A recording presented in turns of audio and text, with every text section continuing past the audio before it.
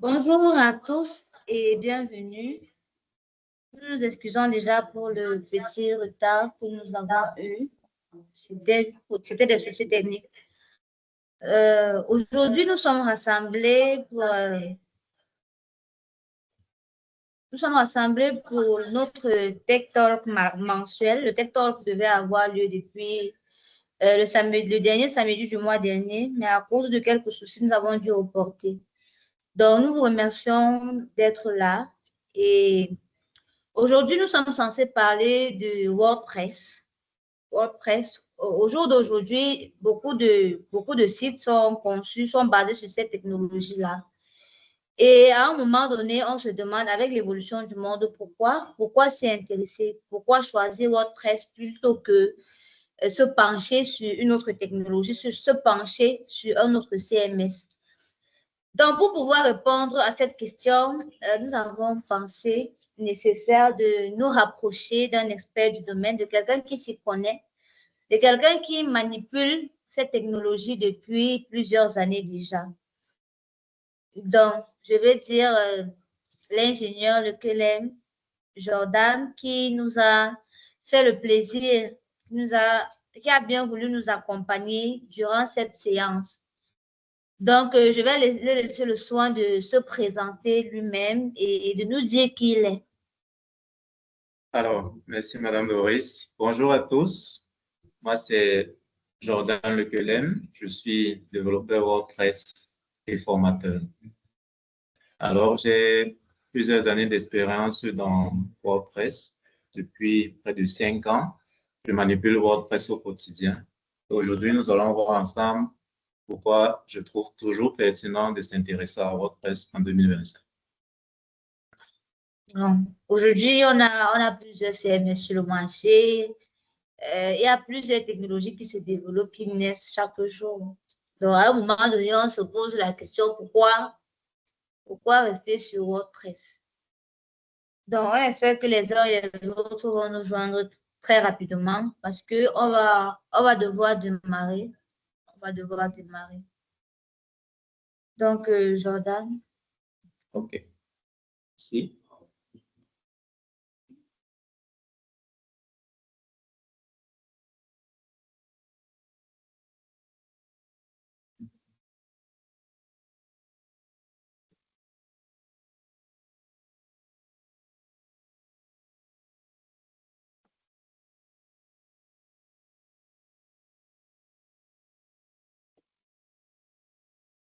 Alors, bonjour à tous.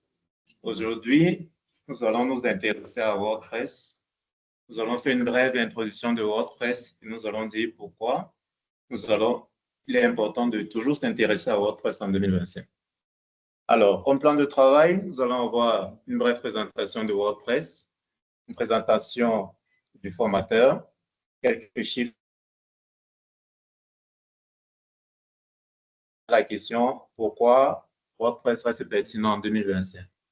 Puis, nous allons donner le roadmap, en fait, les compétences à acquérir pour se former à WordPress en 2025.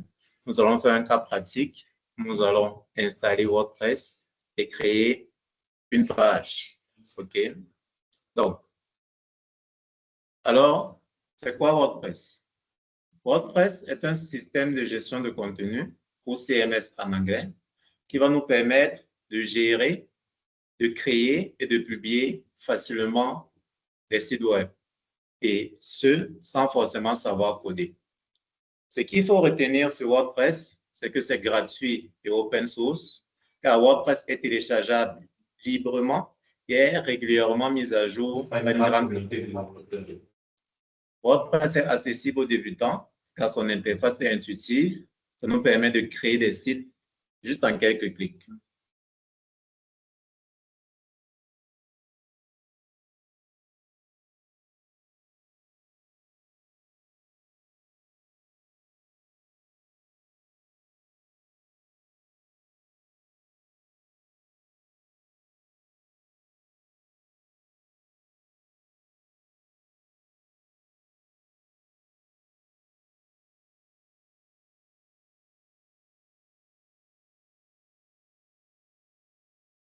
permettant en fait de pouvoir faire tout type de sites, que ce soit des blogs personnels ou des sites d'actualité. Donc,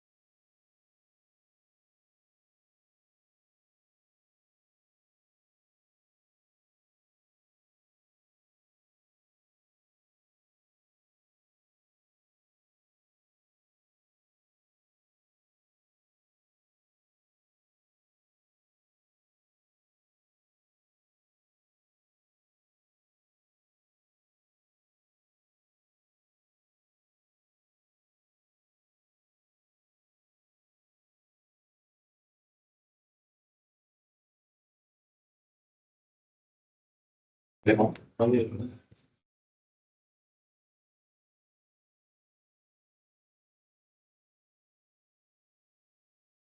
OK.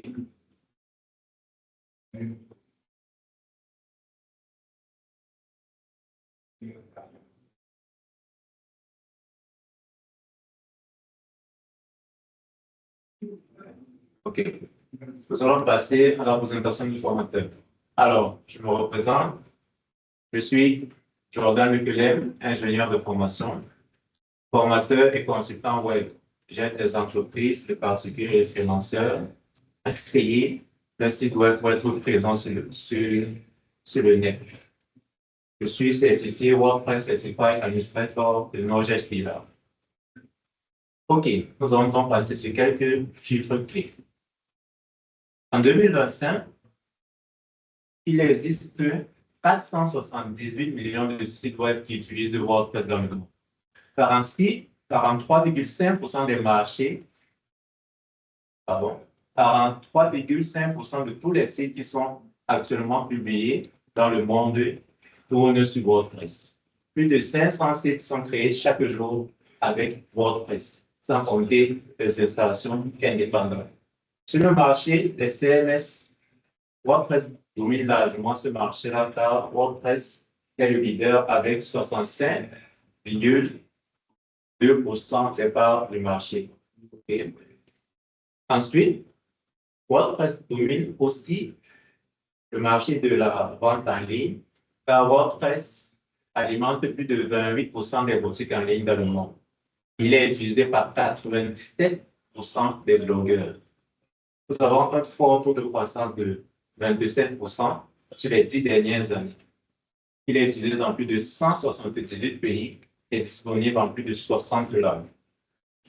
Alors, nous allons ici voir certains graphiques qui nous définissent en fait les parts du marché de WordPress. Comme vous pouvez le voir sur ce graphique, WordPress domine largement le marché avec 61,6% sur 100% des sites web qui utilisent les CMS sur notre marché. Ensuite, nous allons passer à Shopify qui vient second avec 6,7% des parts du marché. Donc, ceci est un graphe qui montre en fait les parts du marché des CMS dans le monde, avec WordPress qui domine largement. Ensuite, concernant les marketplaces, c'est-à-dire les sites en ligne, WordPress domine le marché avec 43% des parts, contre 3,2% Shopify, 2,2% de Joomla, 1,5% de Drupal. WordPress est le CMS le plus utilisé dans les États-Unis. Parmi les pays qui utilisent le plus WordPress, nous avons les États-Unis avec près de 4800 installations. En second plan, nous venons avec l'Allemagne avec près de 1,8 million installations. Ensuite, nous avons les UK avec près de 1,5 million installations. Jusqu'au Japon, qui close Il ferme la marche avec près de 7000 utilisations. Jordan, Ensuite, nous revenons à la question vous m'écoutez? intéressante de pourquoi est-ce que WordPress reste pertinent en 2025. Depuis près de 5 ans, la courbe d'utilisation de WordPress est tout simplement exponentielle. Depuis dans les années 2000 qu'elle est sortie, nous utilisons de plus en plus, car rappelez-vous, près de 500 sites sont créés par jour sur WordPress. Alors, pourquoi cette utilisation? Tout simplement, grâce à sa flexibilité, comme nous l'avons dit, il est adapté au blog, il est adapté aux sites de tri, il est adapté au commerce ou même tout simplement les portfolios. Son innovation est constante, car WordPress a une très grande communauté active, un support bilingue, nous avons plusieurs forums et plusieurs WordCamp. WordPress est SEO suprême. Alors, c'est quoi SEO suprême? Vous savez, peu importe la beauté de votre site, si votre site n'est pas très bien référencé sur le net, ça sera compliqué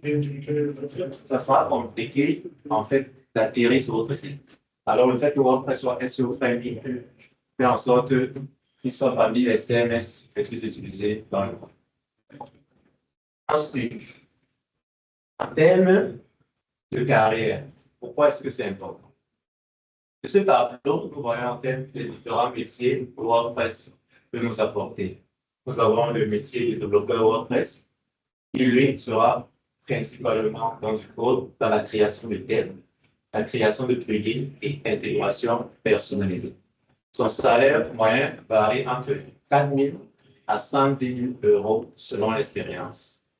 Ensuite, nous avons le métier d'intégrateur WordPress qui, pour lui, aura la mise en page, l'adaptation des thèmes et l'optimisation visuelle.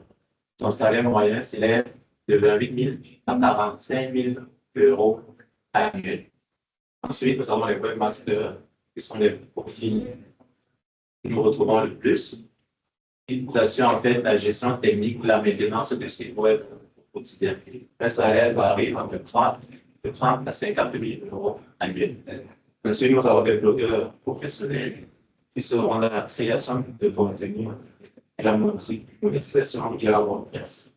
Selon leur audience, ils peuvent gagner de 10 à 100 000 euros annuels. Ensuite, nous avons des consultants SEO, car WordPress est SEO friendly. Les consultants SEO ont le rôle d'optimiser le référencement et de mettre en place des stratégies de visibilité aux différents sites WordPress. Un salaire varie entre 35 à 66 000 euros annuels. Ensuite, nous avons des experts commerce. Sans vouloir, mais ça veut dire que je peux me concentrer sur WordPress et gagner ma vie. Bien sûr, bien sûr. Donc, il y a des gens qui vivent uniquement de WordPress. En tout cas, ils ont fondé leur carrière là-dessus. Bien sûr, Doris. Ensuite, nous allons passer au roadmap des compétences à acquérir pour se former à WordPress. Alors, sur la page 1, il peut aller sur les fondamentaux de WordPress, qui peut varier d'une à 2 semaines. Votre objectif sera en fait de comprendre l'environnement de WordPress et comment l'installer sur différents environnements, que ce soit sur des hébergeurs ou même en local pour vos universités. Donc, les objectifs seront assez simples. Comprendre ce que c'est que WordPress, voir la différence entre WordPress.com et WordPress.org. Ensuite, vous allez installer des logiciels qui vous permettront d'utiliser WordPress en local. Prendre en main les traces d'administration WordPress, la gestion de contenu avec la création d'articles et de menus. Ensuite, des configurations de base, comme les configurations URL, permanentes, des réglages que vous aurez à faire sur le site. Ensuite, la deuxième phase, vous devez passer à la personnalisation au design de votre site. Cette phase peut partir de 2 à 3 semaines. Donc, l'objectif général sera de savoir comment créer un site esthétique et professionnel. Donc, ici, vous allez pouvoir utiliser ce que nous appelons des page builder qui donc sont en fait des outils qui nous permettent de créer des sites professionnels et très esthétiques sans coder, en utilisant en fait du drag and drop.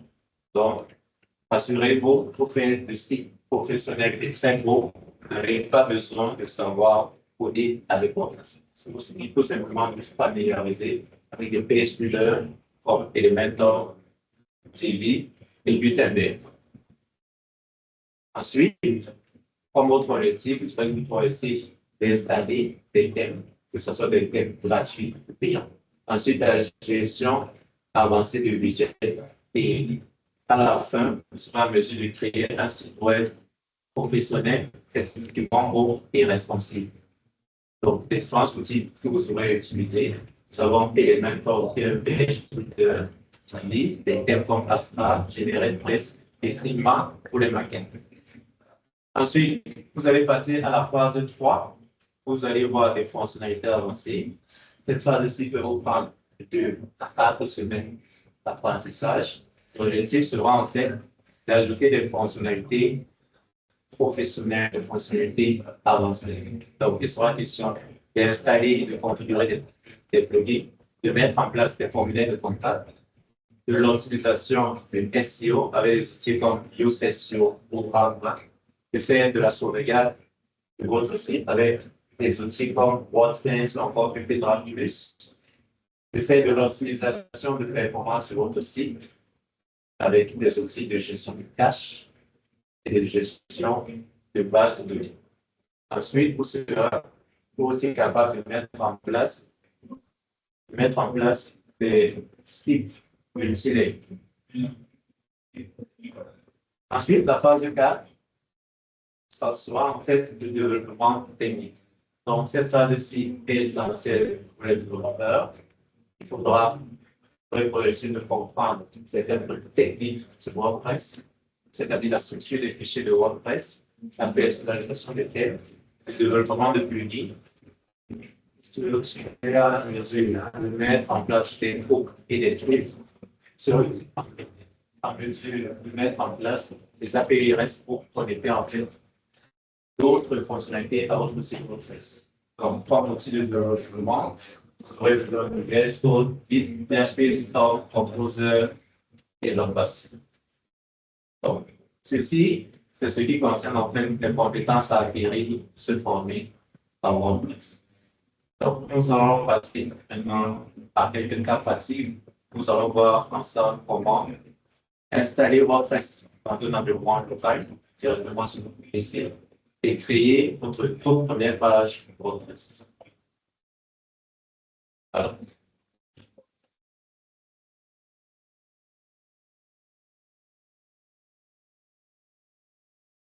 Press.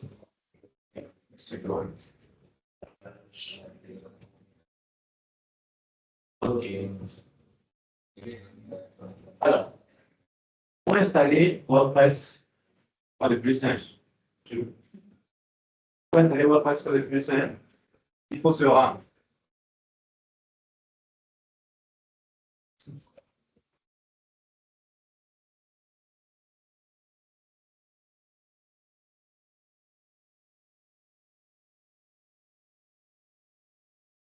Alors, je vais me rendre sur WordPress.org. WordPress.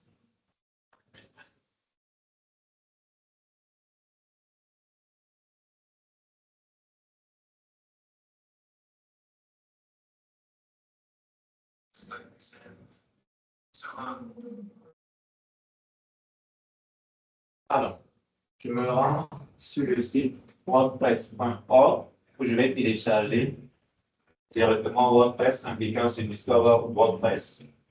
Je serai redirigé sur la page de téléchargement. Ne vous inquiétez pas, nous avons déjà sans local, c'est juste la procédure que nous comprenons. Ensuite, je vais cliquer sur Get WordPress et là, j'aurai directement un fichier zip qui va en fait contenir WordPress.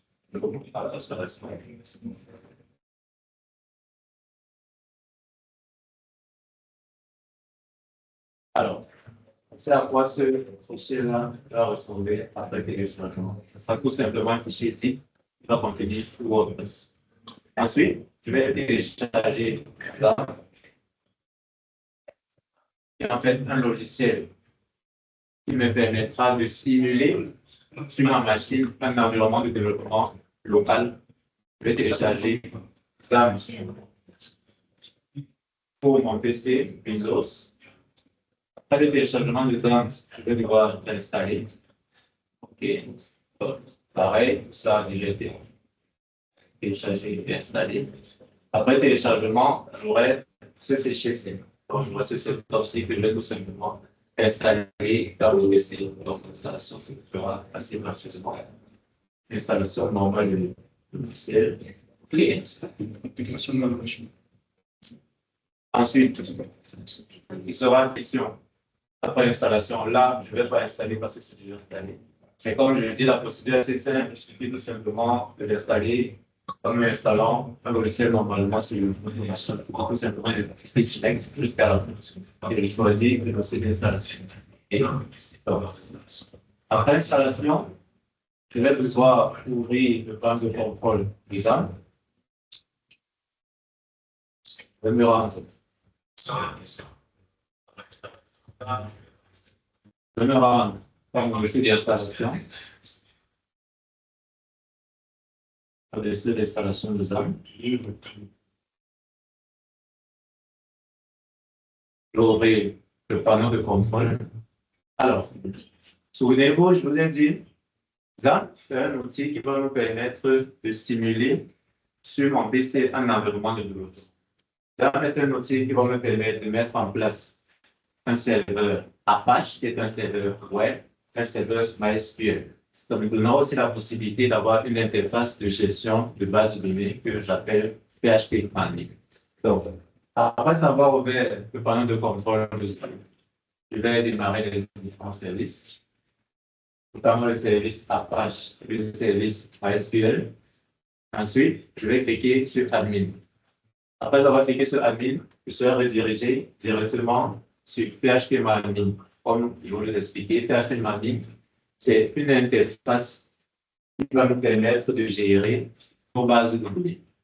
Alors, donc, pour la procédure d'installation, je me répète, il suffit d'installer ZAM sur votre PC.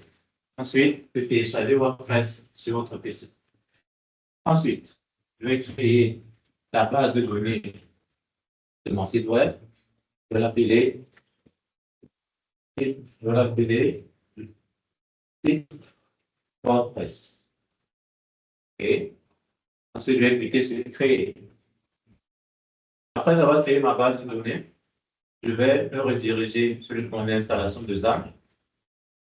Je vais me diriger sur le dossier HTML. Ensuite, je vais créer un dossier qui va en fait contenir les fichiers de mon site web. Je vais l'appeler site WordPress.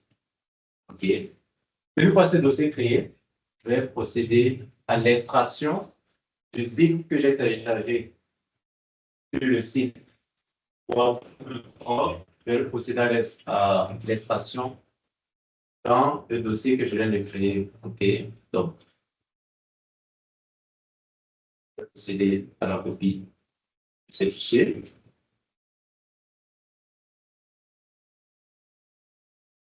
Dans mon dossier, site WordPress.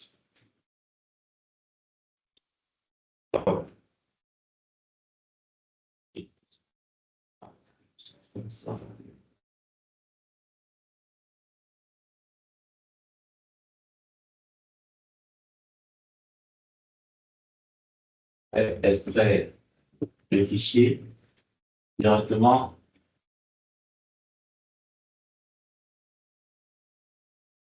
dans le dossier prévu pour mon site. Donc, HTML, ensuite,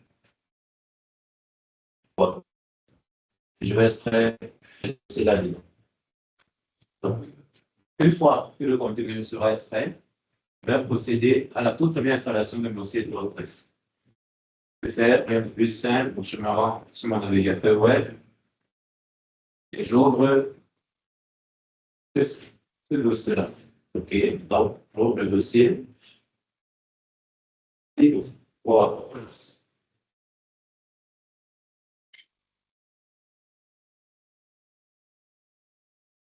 Oui. OK. Nous allons patienter quelques instants que l'extraction des fichiers se fasse directement dans notre site.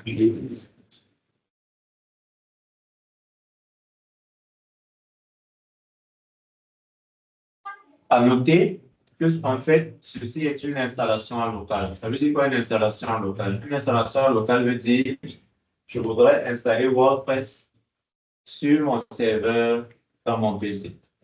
Mais dans la plupart des cas, lorsque vous allez vouloir créer votre premier site WordPress, vous n'aurez pas besoin de faire toutes ces actions.